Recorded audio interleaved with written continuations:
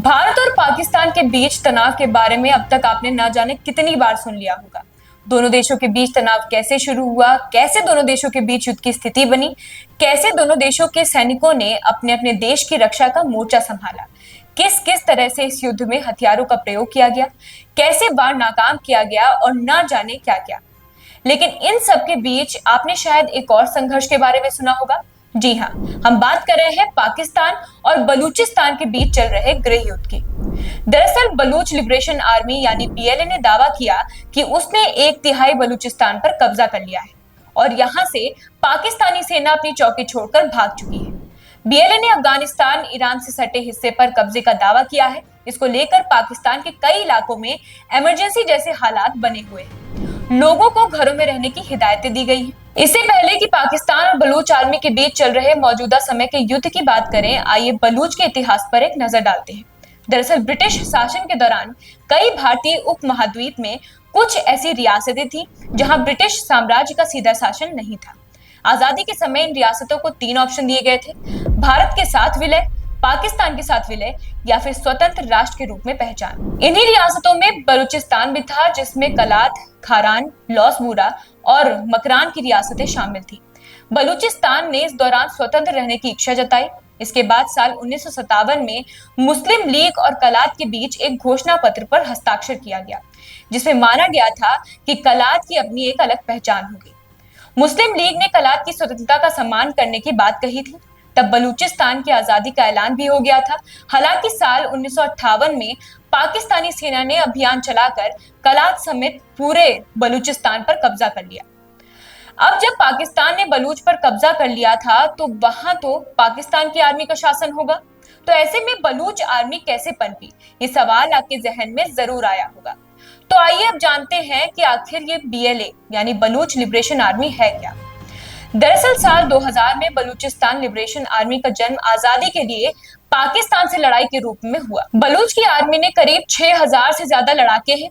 बलूचिस्तान में सबसे बड़ा आर्म्ड ग्रुप माने जाने वाले बीएलए का दावा है कि पाकिस्तानी सरकार बलूचिस्तान के गैस और खनिज संसाधनों का गलत तरीके से दोहन कर रही है। बीएलए चीनी हितों, खास तौर पर रणनीतिक बंदरगाह ग्वादर को भी निशाना बनाता है और बिंजिंग पर पाकिस्तान को प्रांत का दोहन करने में मदद करने का आरोप लगाता है। क्योंकि बलूचिस्तान से लगे ग्वादर पोर्ट को पाकिस्तान ने चीन के हवाले किया, लेकिन प्रोजेक्ट से बलूचिस्तान को कोई भी फायदा नहीं हुआ।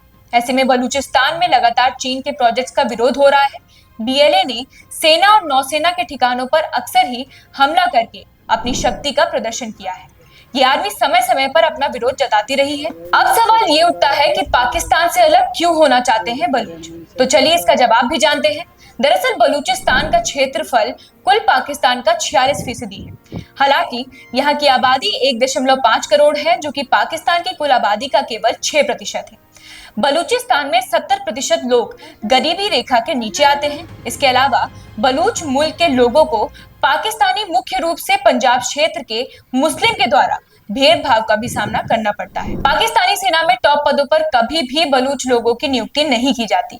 बलूचिस्तान में बगावत का सबसे मुख्य कारण पाकिस्तान में इस क्षेत्र और यहाँ की आबादी के साथ भेदभाव को ही माना जाता है। बलूचिस्तान में पाकिस्तान के सबसे ज्यादा खनिज है, लेकिन ये आर्थिक विकास में सबसे पिछड़ा इलाका है। भेदभाव और चीन से बढ़ते असर को लेकर बलूच आर्मी पाकिस्तान से पूरी तरह से खफा है। भारत के ऑपरेशन सिंदूर के बाद बलूचों ने पाकिस्तान पर ताबड़तोड़ हमले करने शुरू कर दिए, जिससे पाक सेना और सरकार हिल गई है। जानकारी के मुताबिक बलूचिस्तान लिबरेशन आर्मी ने अब तक कुल मिलाकर पाकिस्तानी सेना के 51 ठिकानों पर 71 से ज्यादा सुनियोजित हमले किए। बीएलए का दावा है कि इन हमलों में पाकिस्तानी सेना के काफिलों, खुफिया सेंटर, खनिज ले जा रहे वाहनों को निशाना बनाया गया है। ये तो ताजे आंकड़े हैं। अगर साल 2025 के बलूच आर्मी ने पाकिस्तान पर किए गए हमलों की बात करें तो 4 जनवरी 2025 को बलूच आर्मी ने पाक पर हमला किया था, जिसमें 43 पाकिस्तानी सैनिकों की मौत हुई थी। इसके बाद 1 फरवरी 2025 को 18 अर्धसैनिक बल के जवानों की मौत हुई। फिर 12 मार्च 2025 को ट्रेन हाईजैक और 200 से अधिक सैनिकों की हत्या की गई।